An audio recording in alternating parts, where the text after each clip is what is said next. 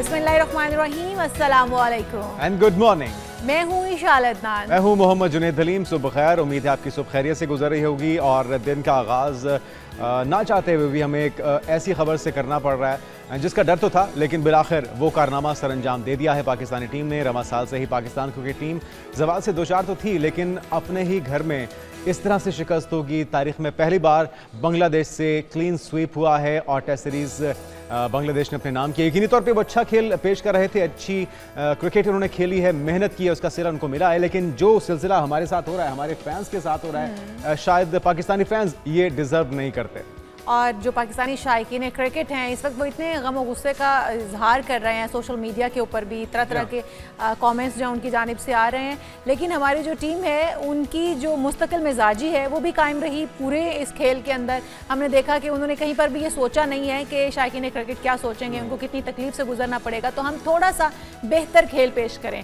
तो और अगर बात की जाए रन्स की इशाल, तो जो रावलपिंडी में दूसरे टेस्ट की आखिरी दिन की थी कारकर्दगी, मेहमान टीम ने 185 रन का हदफ था जो कि बहुत ही आसानी के साथ उन्होंने पूरा कर लिया है। और पाकिस्तान ने पहली इनिंग्स में 274 और दूसरी इनिंग में 172 रन बनाए, जिसके बाद जवाब में बांग्लादेश ने पहली इनिंग्स में 262 और फिर दूसरी जो विकेट थी, जो दूसरी इनिंग थी, उसमें 4 विकेटों पर 185 रन जोड़कर मैच अपने नाम कर लिया। तो ये सारा बिल्कुल ऐसा ही है। बांग्लादेश टीम को हल्के में लेने वाले जो पाकिस्तानी खिलाड़ी थे उन्होंने बाद में हजीमत ही उठानी थी, क्योंकि उन्होंने बहुत हल्के में ले लिया था बांग्ला टीम को और बांग्ला टीम से पहली बार ये शिकस्त उन्होंने अपने नाम की है। तो यकीनी तौर पर इससे कोई फ़ायदा भी होगा, इन्हें कुछ सबक भी सीखने को मिलेगा। हमारे साथ हमाद सदीकी हैं, स्पोर्ट्स जर्नलिस्ट, उनको भी हम शामिल गुफ्तगू करते हैं। वेलकम टू शो हमाद साहब। हमाद साहब, क्या समझते हैं पाकिस्तानी टीम कोई इससे सबक सीख पाएगी बांग्ला टीम से हारने के बाद? बज़ाहिर तो मुश्किल नजर आ रहा है क्योंकि ये पहली शिकस्त नहीं है। अगर आप पिछले 3 साल की पाकिस्तान की परफॉर्मेंस देखें जाए तो पाकिस्तान तीनों फॉर्मेट में, टेस्ट क्रिकेट हो, वनडे हो या T20 हो, तीनों में ग्राफ जो है पाकिस्तान की परफॉर्मेंस का नीचे जा रहा है। और हम सीरीज हर इवेंट के बाद हम यही सोचते हैं कि जी पाकिस्तान में अब बेहतरी आएगी, कुछ फैसले हो जाएंगे, लेकिन होते हुए नजर नहीं आते। इसी टेस्ट सीरीज की बात कर ली जाए, इस टेस्ट सीरीज के आगाज से कबल अगर वर्ल्ड टेस्ट चैंपियनशिप जिसके तहत ये खेली जा रही है, पाकिस्तान 6ठे नंबर पे, बांग्लादेश 8वें नंबर पे, और हमने जो पिच तैयार की और वो ये थी कि हम अपने फास्ट बॉलर्स को बैक कर रहे थे और सीरीज जीतना चाह रहे थे, ऐसी पिच बना के जो हमारे फास्ट बॉलर को असिस्ट करे। वो हमारे फास्ट बॉलर को असिस्ट करने के बजाय बांग्लादेश के फास्ट बॉलर्स ने उसका फायदा उठा लिया, जिनको हम अंडररेट कर रहे थे। नहीं, उनके इतने अच्छे नहीं है, हमारे बहुत अच्छे हैं और हम मैच जीत के दिखाएंगे। हमाद साहब, इन सारी चीजों से लगता तो ये है कि किसी एक की जिम्मेदारी नहीं है। पिच का समझ में ना आना, सिलेक्शन का गलत होना, किसी बाकायदा प्रोफेशनल स्पिनर का ना होना, और ये सारी चीज़ें, और यही वजह है कि ये हादसाती इसको शिकस्त नहीं कहा जा सकता, एक तसलसल है और एक गड्ढे के अंदर मुसलसल पाकिस्तानी टीम गिरती जा रही है। निकालने की जिम्मेदारी मोहसिन नकवी साहब के पास थी। उन्होंने कहा कि सर्जरी करेंगे, सर्जरी के बाद अगर ये हालात हैं तो फिर अब क्या वे आउट है, किस तरह से इस गड्ढे से निकाला जाए टीम को? देखिए, इसका वे आउट यही है कि अगर आप जो क्राइटेरिया रखते हैं पाकिस्तान टीम में सिलेक्शन के को आप मेरिट पे ले आए। सबसे पहली बात, ये टीम जो हमने मुंतखब की थी 2 टेस्ट मैचेस के लिए, इसमें इतना इनजस्टिस आपको नजर आया कि हम जो यंगस्टर्स जो डोमेस्टिक क्रिकेट में परफॉर्म कर रहे हैं, उनको उनकी परफॉर्मेंस की एक्नॉलेजमेंट ही नहीं मिल रही कि उनको पाकिस्तान टीम में जगह मिले। अगर यही ओपनिंग पेयर देख लें, इससे पहले इमामुल हक ओपन कर रहे थे पाकिस्तान की जानिब से, उनको किस वजह से पाकिस्तान टीम से आउट किया गया? वो एस्टेब्लिश ओपनर थे और रन स्कोरर कर रहे थे। लेकिन आपने साइम अयूब जो कि T20 फॉर्मेट के हैं और वो उसी अंदाज में हमें खेलते हुए भी नजर आए, ऑल्दो के 2 हाफ सेंचुरियां स्कोर की, लेकिन उन हाफ सेंचुरीज के बाद विकेट थ्रो कर दी। देखिए, जब कोई बैट्समैन विकेट पे सेट होता है, 40-50 रन बनाता है, तो उसकी जिम्मेदारी है कि उसको कन्वर्ट करे इनटू अ सिग्निफिकेंट इनिंग, ताकि आपकी टीम को उसके टोटल का फायदा हो। लेकिन 50 करने के बाद आपने वही उसी अंदाज में कि मैं तो T20 तर्ज की क्रिकेट खेलता हूँ, मेरा पेशेंस, मेरा टेम्परामेंट इतना ही है, मैं विकेट थ्रो करूंगा, टीम का मुझे कोई वो नहीं। मोहम्मद हुरैरा जो यंगस्टर है 19 years old, he scored a double century against Bangladesh A. जी हाँ, पाकिस्तान शाहीन की जानिब से क्लब में मैच हो रहा है और डबल सेंचुरी स्कोर की, उनको मौका नहीं दिया। डोमेस्टिक क्रिकेट में मोहम्मद हुरैरा ने ट्रिपल सेंचुरी स्कोर की। अब आप मुझे बताएं कि क्या परफॉर्मेंस वो बच्चा और देख कर आपको जस्ट कन्विंस हो जाएंगे कि आप उसको आप पाकिस्तान टीम में जगह दे दें? एक बात ये होगी। फिर जब आप बड़े नाम बाहर बैठाते हैं, लेट्स से हमने पहले टेस्ट के बाद फैसला किया कि शाहीन शाह फॉर्म में नहीं है और नसीम शाह को किस तरह से बाहर बिठाया ये नहीं बताया गया हमें आज तक, कि उनको दूसरे टेस्ट मैच में रेस्ट कराया गया या पुअर परफॉर्मेंस की वजह से टेस्ट किया गया। इसी तरह अगर पुअर कि आप शाहीन शाह अफरीदी को ड्रॉप कर सकते हैं, तो फिर आपको बाबर आजम को भी ड्रॉप करना। बड़े नाम को ठीक आपको है नाम नहीं खिलाने, परफॉर्मेंस खिलानी है। सर। नाम बाबर आजम नाम अगर पिछले हम 8 देखें तो नाम बड़े हैं, लेकिन आप खेल देखें तो खेल सिफर है। हम अगर अपने शान मसूद की बात कर लें, उनकी बल्लेबाजी भी बड़ी खराब रही है, कप्तानी उनकी वो भी नाकिस कारकर्दगी उसमें भी देखने को मिली है, टीम एक जान होकर खेल ही नहीं पाई है। तो हम सिर्फ नाम कब तक खिलाते रहेंगे, कब हम प्लेयर्स अच्छे खिलाने की तरफ आएंगे? Very true. मैं जरा पूरी टीम का एक एनालिसिस आपको पहले दे दूं। बाबर आजम की, जिस मैंने बात की कि 16 इनिंग में एक भी हाफ सेंचुरी नहीं है, सिर्फ 41 की है। हमारे साथ मौजूद हैं हमाद सिद्दीकी और सभी एक जो अपना दर्द है, अपनी तकलीफ़ है और जो अरमानों पे पानी फेरा है उसका इजहार कर रहे हैं अपने अपने अंदाज में। तजावीज़ बहुत सी है और हल भी है, लेकिन समझ नहीं आ रही कि आखिर ये हल हमारी मैनेजमेंट को, पाकिस्तान क्रिकेट बोर्ड को अब तक क्यों नहीं मिल पा रहा।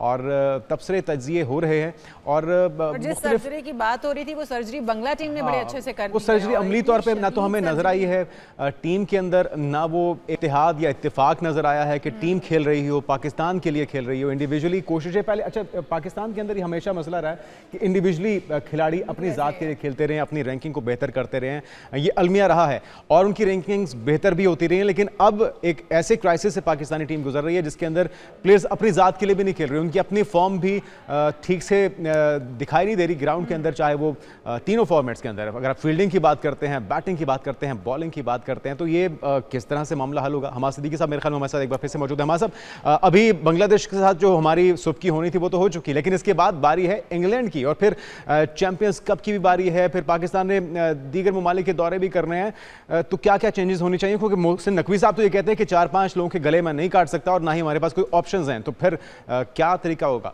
बिल्कुल गले ना काटें, लेकिन एक होता है ना, सेंस प्रिवेल करना चाहिए सिलेक्शन के ऊपर। मैं स्पिनर्स पे आ रहा था कि हमने नुमान अली को इग्नोर किया, जिसने श्रीलंका में हमें 2 टेस्ट मैचेस की सीरीज जिताई। साजिद खान पाकिस्तान का बांग्लादेश का था, ढाका में उसने 8 खिलाड़ियों को आउट किया, उनको इग्नोर कर दिया गया। और फिर यासिर शाह जो पाकिस्तान के माने हुए लेग स्पिनर हैं, 48 टेस्ट में 244 विकेट्स, 16 5 विकेट हॉल, उनको आप इग्नोर कर रहे हैं। अबरार आपको एक्सपोज होते हुए नजर आ गए कि कोई पेनिट्रेशन नहीं है, बासानी बांग्लादेश के बॉलर, जब आप के फास्ट बॉलर 26 पे 6 आउट कर देते हैं और उसके बाद से आप उनको 262 रन बनाने देते हैं, तो रेस्ट ऑफ द बॉलर्स की कोई आपको कंट्रीब्यूशन नहीं नजर आती। यहाँ पे कैप्टेंसी का बहुत बड़ा आपको एक फुकदान नजर आया कि वो क्योंकि 5 के 5 टेस्ट हार गए ना अपनी कप्तानी में शान मसूद। वो तो इस सीरीज की मैं आपको बात समझा दूं कि कैप्टेंसी ब्रेवरी का नाम है। अगर आप डर से कप्तानी करेंगे तो आप कभी भी नहीं जीतेंगे। 185 आपको टारगेट दिया आपने बांग्लादेश का, वो आप डिफेंड नहीं कर सकते। वो आप मैच तभी जीत सकते हैं जब आप विकेट लेने के लिए जाएंगे, और विकेट लेने के लिए आपके पास एग्रेसिव फील्ड प्लेसिंग होनी चाहिए। आपने स्लिप कॉर्डन में से तीसरा फील्डर हटा दिया, 3 कैचेस वहां से गुजर के चले गए। आप बाउंड्री पे फील्डर प्लेस करें, आप रन पूरे दिन में 185 नहीं डिफेंड कर सकते। फिर funky field placing, last England tour Pakistan in 2022, और हमने बेन स्टोक की और ब्रेंडन मैकुलम की देखी थिंकिंग कि उन्होंने कन्वेंशनल फील्ड प्लेसिंग से हटकर एक फंकी फील्ड, एक ऐसा प्रेशर बैट्समैन किया कि किस एंगल से बॉल वो खेलेगा और कहां जाएगी, वहां पे फील्डर प्लेस किए और फिर उनको कामयाबी मिली। तो हम क्यों ऐसी एग्रेसिवनेस के साथ आते, और हम अभी भी 80s और 90s की तर्ज की क्रिकेट खेल रहे हैं।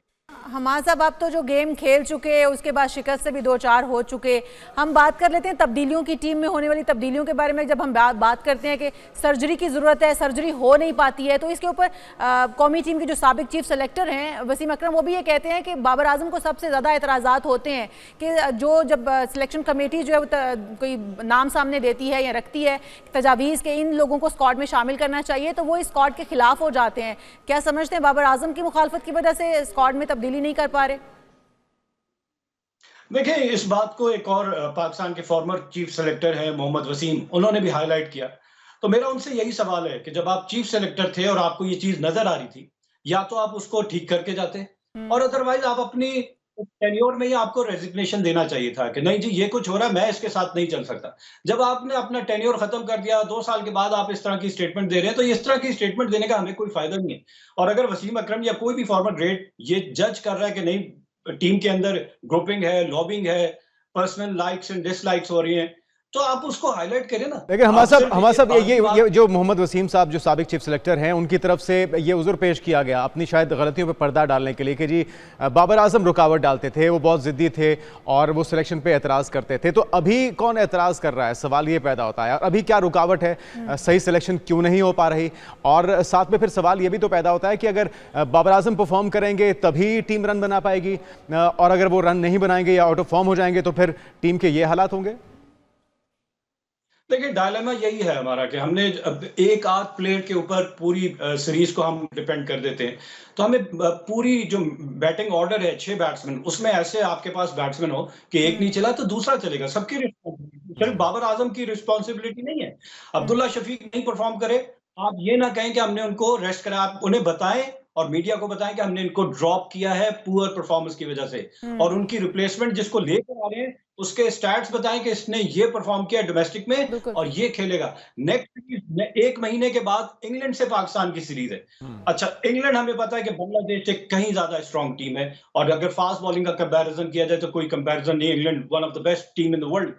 तो पाकिस्तान के लिए स्ट्रेटेजी क्या होनी चाहिए? 2012 में हमने 127 डिफेंड किया यूएई में, जब सईद अजमल रहमान ने बड़ी अच्छी बॉलिंग की। तो आपको अपनी जो ऑस्ट्रेलियन थिंक टैंक आपके साथ है जिसमें कोच हैं गैरी क्रिस्टन और क्यूरेटर, हमारा साहब आप स्ट्रेटजी की बात कर रहे हैं, इसी टेस्ट स्क्वाड के साथ या इसी टीम के साथ हम स्ट्रेटजी चेंज करेंगे तो क्या परफॉर्मेंस बेहतर हो जाएगी? क्या मेजर सर्जरी या उन किरदारों को जो कि लॉबी बना रहे हैं, जो धड़ेबंदी बना रहे हैं, क्या उन्हें बाहर करने से काम नहीं चलेगा?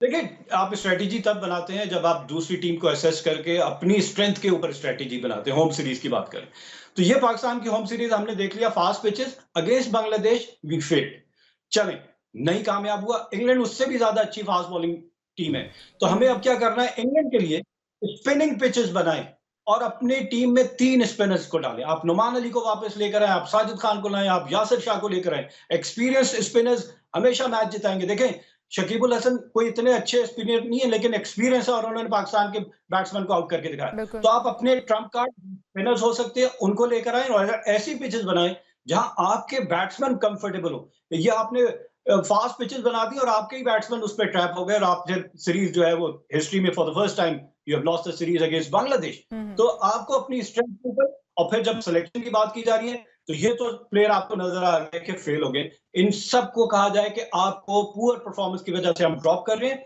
और अब नए एक और एतराज़ ये भी हो रहा है कि बहुत भारी जिम्मेदारी है मोहसिन नकवी साहब पर, वजारत दाखिला की भी, और भी हुकूमती मामलात को वो देखते हैं।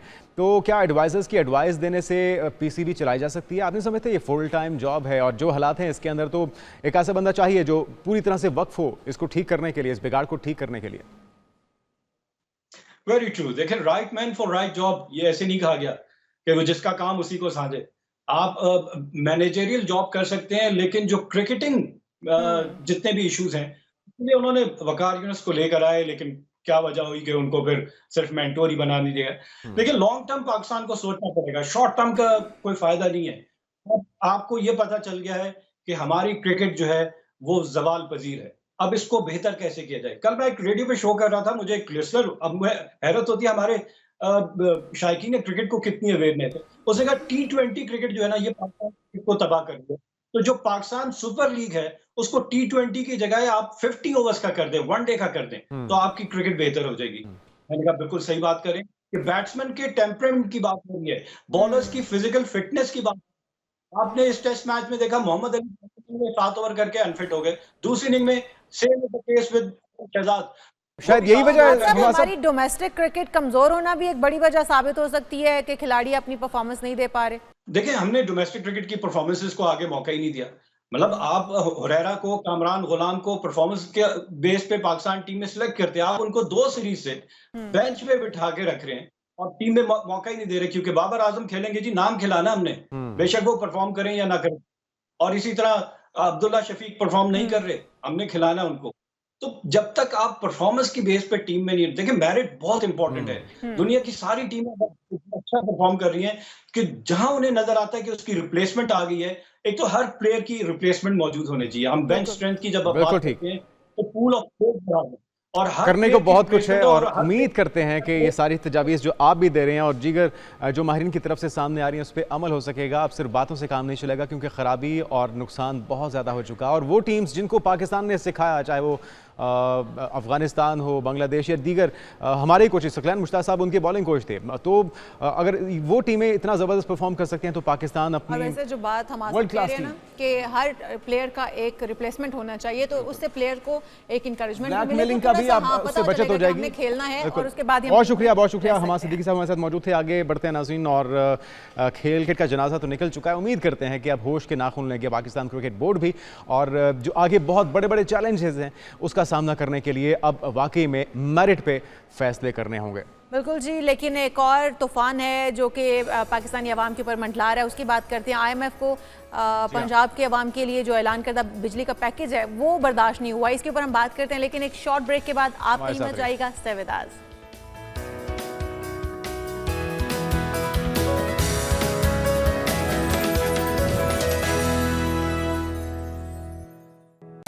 ब्रेक के बाद आपको कहेंगे खुशामदीद। और एक बड़ा मसला पाकिस्तानी अवाम को हमेशा जिसका सामना रहता है, कोई रिलीफ अगर गलती से भी हुकूमत दे भी दे तो उस पर फिर एतराज़ आ जाता है IMF का, और वही हुआ जिसका डर था। पंजाब की तरफ से ऐलान किया गया था सोलर मंसूबे के लिए 700 अरब रुपए की रकम रखी गई थी, आसान एक साथ फिर उन्हें सोलर सिस्टम देना था। बिजली बिलों के ऊपर भी रिलीफ दिया गया था, 45 अरब रुपए की ग्रांट वहाँ पर भी रखी गई थी कि अगस्त और सितंबर के बिलों में वो सार्फिन जिन्होंने 200 से 500 के दरमियान अपने यूनिट्स इस्तेमाल किए उन्हें 45 अरब रुपए का रिलीफ देना था, और फी यूनिट उन्हें 14 रुपए की बचत का सामना होना था। लेकिन एतराज़ हो गया है IMF को, और उनका कहना है कि जो आपको कर्ज दिया गया है उसे उतारने के लिए आपको ये जो सब्सिडीज़ हैं उसका खात्मा करना होगा। तो अब क्या किया? बिल्कुल जी, अब ये जो एक तलवार लटक रही है, जो रिलीफ दी गई थी गवर्नमेंट की जानिब से, उस रिलीफ को वापस लेने का कहा गया है। रिलीफ यानी 45 से 90 अरब रुपए की सब्सिडी की फ्राहमी 30 सितंबर तक ख़त्म करने का मुतालबा करते हुए नए कर्जा प्रोग्राम के लिए 3 नई शराइत आयद कर दी गई हैं, और ये शराइत जो पूरी करने के बाद ही हमें कर्ज की अगली एक साथ मिलेंगी। हुकूमत पंजाब ने 16 अगस्त को पंजाब के लिए बिजली की जो फी यूनिट कीमत में कमी की थी, जिस तरह जुनेद ने बताया भी, और 45 अरब रुपए उस पर खर्च होने थे। अगर वो सब्सिडी वापस नहीं ली जाती हैं तो फिर हमें कर्ज की एक साथ नहीं दी जाएगी। बिल्कुल, और एक साथ ना मिलने का खदशा भी है, और फिर आप डिपेंडेंट है ना, आप जब किसी से पैसे लेके आवाम को देंगे तो फिर आप उन्हीं की शराइत पे अमल करने के पाबंद भी होंगे। तो ये हल किस तरह से हो सकता है मसला? हारून शरीफ साहब माहिर मईशत हमारे साथ मौजूद हैं। हारून साहब, आपको वेलकम कहेंगे पाकिस्तान मॉर्निंग में। ये तलवार जब तक लटकती रहेगी IMF की हमारे सर पे, हम अपने खुद नहीं कर पाएंगे, तो फिर आवाम इसी तरह से ज़ीरो ख्वार होती रहेगी। हारून साहब जी, बहुत शुक्रिया। देखिए, ये अपने फैसलों पे डिपेंड करता है कि हम क्या पॉलिसी चॉइसेस लेते हैं। जब आप IMF के प्रोग्राम में होते हैं तो मुझे थोड़ा तज्जुब होता है। हमें पता है उनकी थिंकिंग का, उनके साथ जो हमने कंडीशंस अग्री की हुई हैं। जब हमारा एक लोन का प्रोग्राम अप्रूवल के लिए जा रहा है तो एक्चुअली हमें उससे डिविएट नहीं करना चाहिए।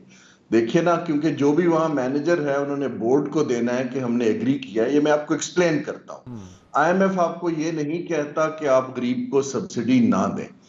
मसला हमारा ये है कि बिजली की कीमत बहुत ज्यादा है और हम सस्ती बेचते हैं, तो वो जिसकी वजह से आपका सर्कुलर डेट बनता है। तो जब आप बिजली सस्ती देना चाहते हैं तो टारगेटेड सब्सिडी हम कहते हैं उसे, फिर आपको अमीर के लिए बढ़ाना पड़ता है रेट और उसको आप रीडिस्ट्रीब्यूट करते हैं। उसके ऊपर किसी को एतराज नहीं है। लेकिन जब आप कर्ज ली हुई रकम जो बजट में है उसको आप 2 माह के लिए देते हैं, जो कि हल नहीं है। देखिए, 2 माह की रिलीफ को आप सस्टेन नहीं कर पाते। तो हमें यह समझना ये है कि असल मसला तो बिजली की कीमत कम करना है ताकि लोगों का एक मुस्तकिल हल हो। तो हारून साहब, हम जो आपकी बात से समझ आ रही है कि ये हुकूमती बैड गवर्नेंस है, नाकामी है, क्योंकि वजीर तवानाई तो ये कह चुके कि रीजन के अंदर सबसे महंगी बिजली हम ही दे रहे हैं। लाइन लॉसेस का सामना एक आम सारिफ को करना पड़ता है, कैपेसिटी पेमेंट्स का सामना एक आम सारिफ को करना पड़ता है, और हल्की सी अगर कोई ऊंट के मुंह में जीरे के बराबर कोई रिलीफ मिलने भी लगता है तो उस पर फिर IMF की शराइत सामने आ जाती हैं। तो हमें अपना होमवर्क करना होगा, अपना घर पहले सुधारना होगा, इनहाउस ऑर्डर करना होगा। जी, हमें घर भी सुधारना होगा, और जो असल इश्यूज जिनका आप जिक्र कर रहे हैं, जो लाइन लॉसेस हैं, नेचर ऑफ फॉसिल फ्यूल्स हैं, और हमारी डिस्ट्रीब्यूशन की जो वीकनेसेस हैं, हमें उसको दूर करके वो रिलीफ पास ऑन करना असल चैलेंज है। देखिए, टैक्स पेयर का पैसा या लोन का पैसा लेके चेक लिख के बांट देना बड़ा आसान काम है।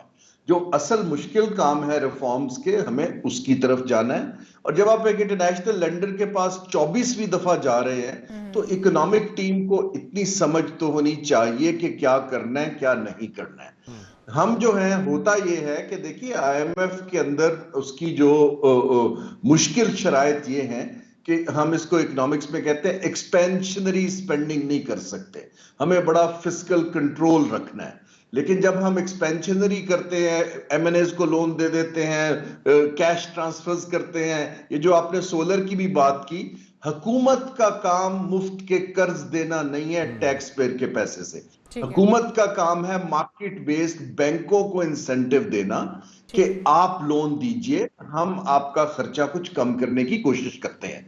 जब हुकूमत खुद करती है तो आईएमएफ इसको डिस्टॉर्शन कहता है कि आप मार्केट को डिस्टॉर्ट कर रहे हैं। ये चीजें हमें बेसिक समझनी चाहिए। तो हारून साहब, जिस तरह से हम देख रहे हैं कि इसमें ये कहा गया सब्सिडीज वापस ली जाएं, आप समझते हैं सोलर सिस्टम जो दिए जा रहे थे वो तो गरीबों को दिए जा रहे थे ना, उनके लिए तो बिजली की कीमतें वैसे भी आईएमएफ की शराइत के मुताबिक भी कम होनी चाहिए उम्रा के मुकाबले में अगर हम देखें तो क्या वो भी इससे मुतासिर होगा फिर? और अगली शराइत भी इससे मुतासिर हो सकती है हारून साहब? अगली किस्त एक साथ जी, जो तो हम सोलर सिस्टम्स दे रहे हैं, अगर तो हुकूमत पंजाब उनके पैसा पे कर रही है तो उनको वो रोकना पड़ेगा और बैंकिंग सिस्टम के थ्रू चैनल करना पड़ेगा। ठीक है। दूसरी चीज ये है कि जो शराइत हमने तय की हुई हैं, देखिए अब 9 तारीख का बोर्ड और 13 तारीख की 2 बोर्ड मीटिंग अनाउंस हुई है कल आईएमएफ की। दोनों में पाकिस्तान का नाम नहीं है, एक्चुअली मैंने पढ़ा भूटान का भी नाम है। हमें दूसरी चीज ये समझने की जरूरत है कि अब जियो स्ट्रेटेजिक या पॉलिटिक्स में हम इस वक्त आईएमएफ के सबसे बड़ा शेयर होल्डर जो यूएस है, उसका तरजीही मुल्क नहीं है एज ए पार्टनर। हमें अब टेक्निकल ग्राउंड पे ज्यादा मेहनत करने की जरूरत है टू मेक आवर केस कि जी हम रेलेवेंट हैं। तो इस वक्त जो हमारी एक पुराना था, हम अफगानिस्तान पे पार्टनर थे, कोल्ड वॉर के थे, अब वो टाइम खत्म हो गया है। तो इस वक्त हमें समझना है कि हमारी मुश्किलात क्या हैं। हाँ, ये लोन डिले हो सकता है क्योंकि वो नहीं बोर्ड में आ रहा। अगर हमारे यहां से सिग्नल्स मीडिया के जाएंगे कि हुकूमत ने जो चीजें अग्री की थी उसको अभी ऑनर नहीं किया जा रहा, तो इसको रिवर्स करना पड़ेगा और उनको ट्रस्ट। हारून साहब, अभी अगर इस जिस तरह से एतराज कर दिया है आईएमएफ ने कि आप ये सब्सिडीज नहीं दे सकते, तो फौरी रिलीफ फिर किस तरह से दिया जाए? क्या क्या ऑप्शंस हुकूमत के पास मौजूद हैं कि वो रिलीफ भी दे दें और आईएमएफ को एतराज भी ना हो और अगली अक़सात भी मिलने में खदशात ना हो? देखिए, इसको जैसे मैंने अर्ज किया, इसको टारगेटेड सब्सिडीज कहते हैं। मैं आपको मिसाल देता हूं। अभी हमने लाहौर इस्लामाबाद मोटरवे का टोल बढ़ाया है। अगर ये टोल आप 1000 सीसी से बड़ी गाड़ियों के लिए दुगना कर दें, 1000 सीसी से कम जो कि लोअर तबका चलाता है उसको आधा कर दें, आप रिलीफ उनको फिर भी दे रहे हैं, लेकिन ये पैसा आप अमीर से लेके रीडिस्ट्रीब्यूट कर रहे हैं। सो हमें देखना है कि दुनिया में टारगेटेड सब्सिडी बजट का या लोन का पैसा डाले बगैर कैसे दी जाती है। लेकिन इन द मीडियम से लॉन्ग टर्म हमारे पास सब्सिडी जो है 100 मिलियन लोग गुर्बत की सतह पे है या नीचे हैं, वो सब्सिडी पे या इस पे बीआईएसपी पे नहीं चल सकते। हुकूमत को उनके लिए इकोनॉमिक अपॉर्चुनिटीज क्रिएट करनी पड़ेगी, स्किल्स देनी पड़ेगी, हेल्थ देनी पड़ेगी, इंडस्ट्री से लिंक करना पड़ेगा। ये मुश्किल काम है, लेकिन इसके अलावा ये सस्टेनेबल नहीं है। ये जो आपने टोल प्लाजास पे एक तब्दीली लाने का कि बड़ी गाड़ियों के ऊपर टैक्स बढ़ाया जाए, छोटियों के ऊपर कम किया जाए, तो ये तो उसके लिए होगा ना, जो गाड़ी जिसके पास होगी वही पे सफ़र करेगा। इस वक्त सबसे बड़ा जो मसला है बुनियादी तौर पे पाकिस्तानियों का, वो बिजली सार्फिन के लिए है। वो जिसके पास एक पंखा चल रहा है, एक लाइट चल रही है, वो उसके भी घर के यूनिट 200 तो क्रॉस कर ही जाते हैं। तो फिर उसको किस तरह से रिलीफ दिया जाए, क्योंकि कमर तो तोड़ रहे हैं बिजली के बिल। जी, उसके 2 ही हाल है जो मैंने अर्ज किया। एक तो अपनी चोरी रोकें बिजली की, अपने जो लाइन लॉसेस कम करें, जनरेशन की कॉस्ट का मिक्स बेहतर करें। आपकी जो बिजली सस्ती होगी उसको फिर इक्वल रिडिस्ट्रीब्यूट ना करें, गरीब के जो कम इस्तेमाल कर रहा है उनको रिलीफ दीजिए, जो अफोर्ड करता है उसको आप वहीं रहने दें। यही दुनिया का टेस्टेड तरीका है। तीसरा चीज जो है, जो मैंने आपसे कहा कि सोलर पैनल्स अच्छी चीज है, लेकिन इसको आप भले इंटरेस्ट फ्री इंटरेस्ट बैंकों का माफ कर दे, बैंकों के थ्रू चैनल करें, लेकिन गवर्नमेंट अपने डायरेक्ट टैक्स का पैसा डालेगी तो आईएमएफ एतराज करे। ठीक है। अच्छा हारून शरीफ साहब, जिस तरह से हम ये भी देख रहे हैं कि कहा जाता है आशारिये बेहतर हो रहे हैं, हम इकोनॉमी को देखें तो बेहतर हो रही है जी, लेकिन महंगाई का जो हम जोर देख रहे हैं वो टूटता हुआ नजर नहीं आ रहा। आम जो शहरी है उस तक वो असरात नहीं पहुंच पा रहे हैं। वज़ीर आज़म शहबाज शरीफ साहब भी कहते हैं कि अगस्त में जो महंगाई की शरह थी वो सिंगल डिजिट पर आ गई है, वो नजर क्यों नहीं आ रही है? जी, चीजों की कीमतें और महंगाई की शरह दो मुख्तलिफ चीजें हैं। चीजों की कीमतें पिछले 2-2.5 साल में तकरीबन 1.5 गुना दुगना हो चुकी हैं। महंगाई की शरह का मतलब यह है कि अगस्त में जो 9.5-10% है कि अब चीजों की कीमतें 9.5-10% से बढ़ रही हैं, कम नहीं हो रही हैं। लेकिन और पिछले साल यही चीज 20% थी, तो ये एक बेहतर चीज है कि पिछले साल की निस्बत कम बढ़ रही है। लेकिन हारून साहब, ये जो 40 खानदानों का जिक्र होता है, आईपीपीएस का जिक्र होता है, और वो कारखाने जो कि बिजली बनाएं या ना बनाएं उनके साथ जो एग्रीमेंट हो चुका है कैपेसिटी पेमेंट्स की वजह से, वो एक आम पाकिस्तानी जिसके पास कुव्वत खरीद ही नहीं है उससे भी अपने बिजली के बिलों की मद में उन्हें पेमेंट्स करनी पड़ती हैं। तो इन्हें रीनिगोशिएट करना कितना ज़रूरी है, ऑल्टरनेटिव ज़राए और सस्ते ज़राए एनर्जी के वो क्रिएट करना कितना जरूरी हो चुका है इस वक्त? जी, एनर्जी ट्रांजिशन जो है हमारी फॉसिल फ्यूल से ऑल्टरनेट एनर्जी की तरफ, वो नागुज़ीर है। हमें जो है अपने ये रिलायंस ऑयल पे कम करनी है, और उसका कोई लॉन्ग टर्म में इसके अलावा हल नहीं है। पूरी दुनिया इलेक्ट्रिक कारों की तरफ जा रही है, न्यूक्लियर बिजली बनाती है, और हाइड्रो बनाती है, तो इसका तो कोई लॉन्ग टर्म, ये लॉन्ग टर्म है। मीडियम टर्म के अंदर देखिए, हमारा अपना एक प्लानिंग फेल्यूर है और पॉलिसी फेल्यूर है कि आईपीपीज को सरकार ने सॉवरन गारंटीज दी हुई हैं। तो वो जब ये 94 से शुरू हुआ था, कुछ आईपीपीज को हमने रोल ओवर किया, में रिन्यू नहीं करना चाहिए था। जब किसी भी मुल्क के इदारे इलीट को प्रोटेक्ट करते हैं और रिसोर्सेज और प्रॉफिटेबिलिटी इलीट की तरफ डाइवर्ट कर देते हैं, तो उसकी कॉस्ट गरीब लोग पे करते हैं। इसको हम एक्सट्रैक्शन कहते हैं कि आपने एक से एक्सट्रैक्ट किया। एक होती है रीडिस्ट्रीब्यूशन, कि आप अमीर से लेके गरीब को दे, एक है गरीब से एक्सट्रैक्ट करके अमीर को फायदा दें। इस वक्त जो प्राइसेस इन्फ्लेशन में बढ़ी हैं, आप आईपीपीज देख लें, फार्मास्यूटिकल देख लें, बैंकिंग देख लें, सबके प्रॉफिट दुगने हो गए हैं। अच्छा हारून साहब, हम लॉन्ग टर्म प्लानिंग की तरफ क्यों नहीं जाते हैं? हम अगर बेनिफिट्स भी देते हैं, हम कोई इस तरह के प्लान देते भी हैं तो बड़े शॉर्ट टर्म देते हैं। उसकी वजह क्या है कि हमारी हुकूमतें समझती हैं कि हमने 1 साल गुजारने हैं, 2 साल गुजारने हैं और फिर हमने चले जाना है। हमारी हुकूमत में कोई सस्टेनेबिलिटी नहीं है, जिसकी वजह से हम कोई लंबे लॉन्ग टर्म मंसूबे नहीं बना पाते। जी, ये जो मंसूबों की बजाय हमें लॉन्ग टर्म पॉलिसीज चाहिए। जो पॉलिसी बनाने की सलाहियत हुकूमत की इरोड हो चुकी है, क्योंकि हमारी सियासत ऐसी है कि हम प्रोजेक्ट्स बनाते हैं जिसमें हम कॉन्ट्रैक्ट्स दे सकें, फीता काट सकें, तस्वीरें लगा सकें। इंस्टेड हमें पॉलिसी, जैसे अब आप सड़कें या ओवरहेड्स बनाते हैं, पॉलिसी ये भी हो सकती है कि इसी इन्वेस्टमेंट को हम पब्लिक ट्रांसपोर्ट में इन्वेस्ट करें। इसी तरह जैसे हमने मोटरवेज बनाई, हमें अगर हम ये रेलवे का सिस्टम बेहतर करते हैं, इसको हम पॉलिसी चॉइस कहते हैं। एक तो हमें पॉलिसी नहीं बनानी आती हमारी ब्यूरोक्रेसी को, और वो सलाहियत बहुत कम है। दूसरा ये है कि जो हमारा सिस्टम ऑफ इलेक्ट्रेट है वो पॉपुलिज्म पर बेस है कि आप पेटरेज करते हैं लोगों का, और वो टैक्स पेयर के पैसे से करते हैं, अपने पैसे से पार्टियां नहीं करती। अब हमें अगर मईशत चलानी है 250 मिलियन लोगों की, तो हमें एक पॉलिसी शिफ्ट चाहिए जो इकोनॉमी का ढांचा बदले। तो सर, पॉलिसी मेकर्स कहां से आएंगे? हम बाहर से फिर ये भी भर्ती करें पॉलिसी मेकर्स हमारे पाकिस्तान में अपने का कि वो उनके पास उतनी पोटेंशियल है ही नहीं, वो कर ही नहीं पाते हैं, तो फिर हम क्या करेंगे इसके ऊपर? जी, इसका आंसर दुनिया ने ये किया है कि ये कोई सीएसएस का इम्तिहान कोई आसमानी सहीफा नहीं है। आप इसको प्रोफेशनल्स को ओपन कर दीजिए। जो लोग टॉप यूनिवर्सिटी से पढ़ते हैं उनको डायरेक्ट सिविल सर्विस में लाइए और उनको पॉलिसियां बनाने की ट्रेनिंग दें। ये जो हमने एक रख दिया है कि सिर्फ डीएमजी या कोई बनाएगा, जिनका ये काम नहीं है, आपको टेक्नोक्रेट्स चाहिए हर शोबे के, इंडस्ट्रियल पॉलिसी के लिए आपको। अच्छा हारून साहब, तरह की अभी चाहिए। अभी आपको लग रहा है कि हमारी डायरेक्शन ठीक है, और वो जो दावा वजीर आजम ने उस पर मुबारकबाद भी दी माशी टीम को कि 3 सालों में पहली बार सिंगल डिजिट में जो आया 9.6 पे पाकिस्तान की महंगाई बताई जा रही है, तो इसके समरात कब तक पाकिस्तानी अवाम देखेगी, और डायरेक्शन आपको लगता है कि अब पहले से बेहतर हो चुकी? जी, मैक्रो इकोनॉमिक स्टेबिलिटी अगर हमारा गोल है तो वहां मुझे पहले से बेहतरी दिखती है।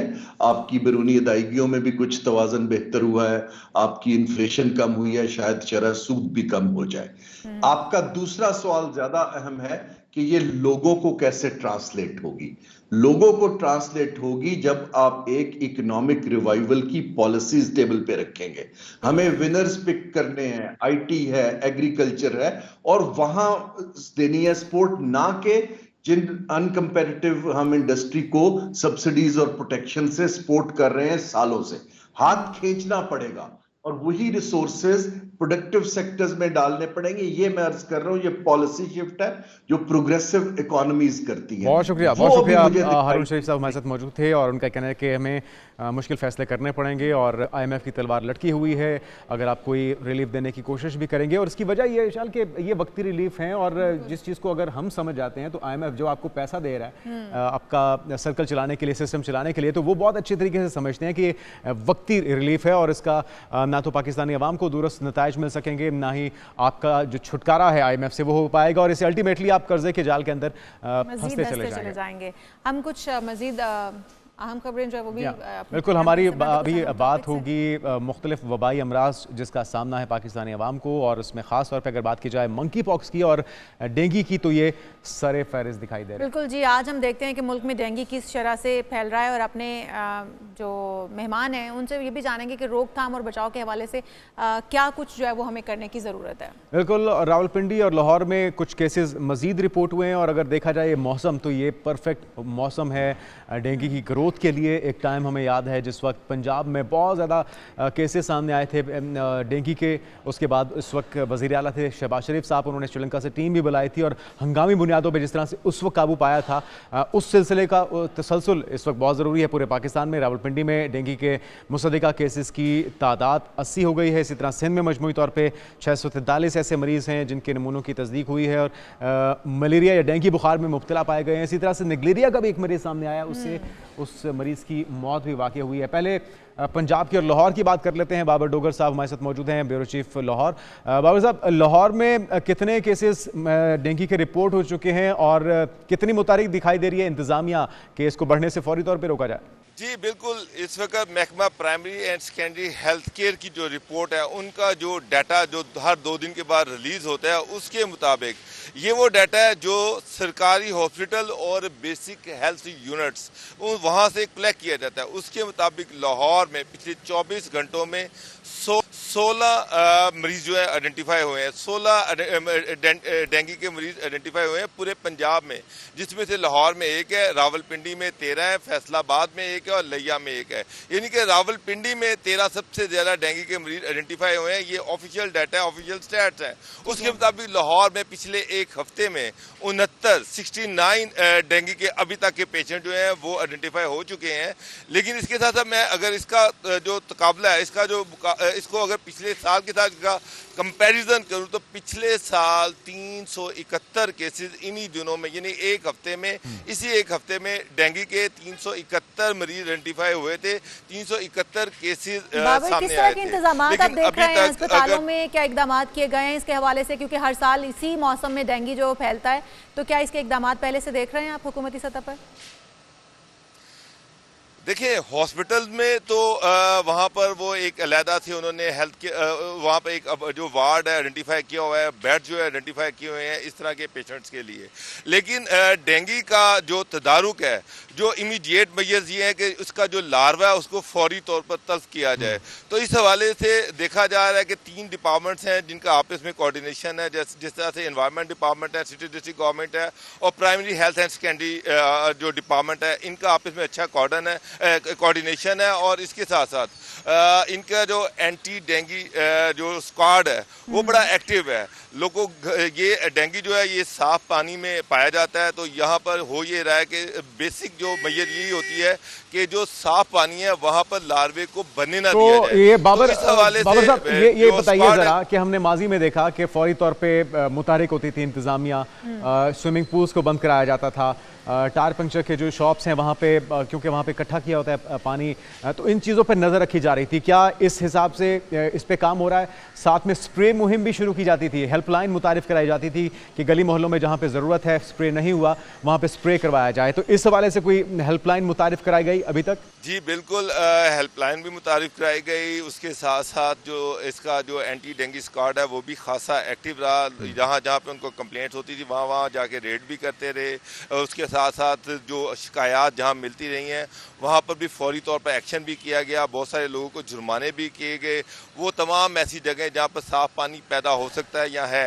इनिशियली ये जुलाई और जून, ये 2 महीने होते हैं, जून और जुलाई, जब आपने लार्वे को तल्फ करना होता है। अगर इन 2 महीनों में लार्वे को तल्फ ना किया जाए तो फिर इस पर कंट्रोल करना मुश्किल हो जाता है। लेकिन मैंने खुद ये देखा है कि इन 2 महीनों में खासा एक्टिव रहा है डिपार्टमेंट, ये तीनों डिपार्टमेंट, इनका अच्छा कोऑर्डिनेशन रहा है।